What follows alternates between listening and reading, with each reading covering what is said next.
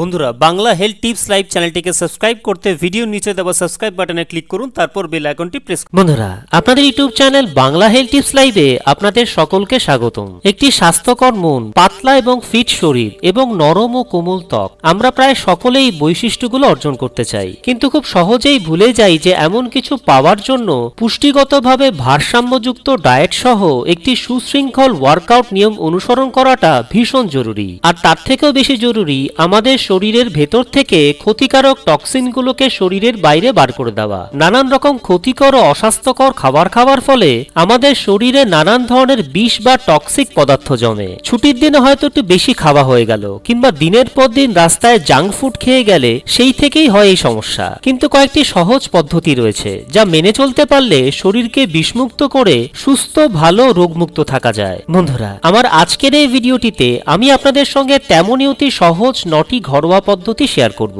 তো চলুন বন্ধুরা আর সময় নষ্ট না করে এবারে এক এক করে সুস্থ ভালো রোগমুক্ত থাকার 9টি সহজ উপায়ের বিষয় জেনে নিই। 1 নম্বর, প্রতিদিন সকালে ঘুম থেকে উঠে সম্পূর্ণ খালি পেটে 1 চামচ মধু 1 গ্লাস লেবুর রসের সঙ্গে ভালোভাবে মিশিয়ে নিয়ে উষ্ণ জলের সঙ্গে পান করুন। এতে আপনার পেট পরিষ্কার হয়ে শরীরের যাবতীয় বর্জ্য বাইরে বেরিয়ে যাবে। লেবু আর মধু মিশ্রিত এই পানীয়টি পান করবার পরবর্তী 2 ঘন্টার মধ্যে আপনি আর কোনো পানীয় বা খাদ্য গ্রহণ করবেন না। 2 নম্বর, সারাদিনে অন্তত 2 থেকে 3 বার গ্রিন টি পান করুন। এতে থাকা শক্তিশালী অ্যান্টিঅক্সিডেন্ট আপনার শরীরের যাবতীয় টক্সিনকে বাইরে বার করে দিয়ে শরীরকে বিষমুক্ত করবে। 3 নম্বর, বেশি করে জল পান করুন। একজন প্রাপ্তবয়স্ক পুরুষে দিনে 3 লিটার ও মহিলার কমপক্ষে 2.5 লিটার জল পান করা উচিত। পর্যাপ্ত পরিমাণে জল পান করলে শরীরের যাবতীয় টক্সিন ফ্লাশ আউট হয়ে যাওয়ার পাশাপাশি শরীরের বিভিন্ন কোষে প্রয়োজনীয় পুষ্টিও পৌঁছে যায়। 4 নম্বর, আপনার প্রতিদিনের ডায়েটে 1 কাপ দই অন্তর্ভুক্ত করুন। দই একটি সুপারফুড যা প্রোবায়োটিকের একটি অত্যাবশ্যক উৎস।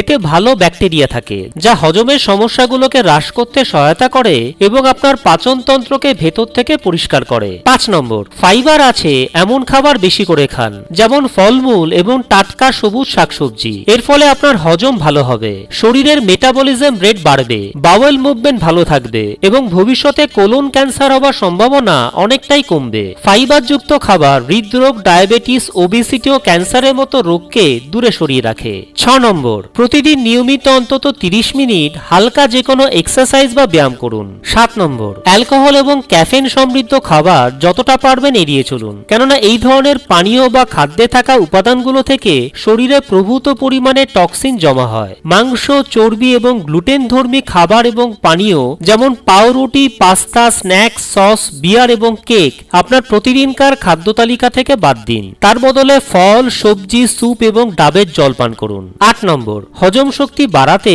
ও কোষ্ঠকাঠিন্য দূর করতে নিয়মিত অ্যালোভেরা, ত্রিফলা, আমলা ও গমের জুস খেতে পারেন। 9 নম্বর, খাবার রান্নায় যথাসম্ভব নুনের ব্যবহার কম করুন। কাঁচা নুন খাবার অভ্যেস থাকলে তা বাদ দিন। আচার এবং প্রসেস ফুড খাবার অভ্যেস থাকলে তা এখনই পরিত্যাগ করুন।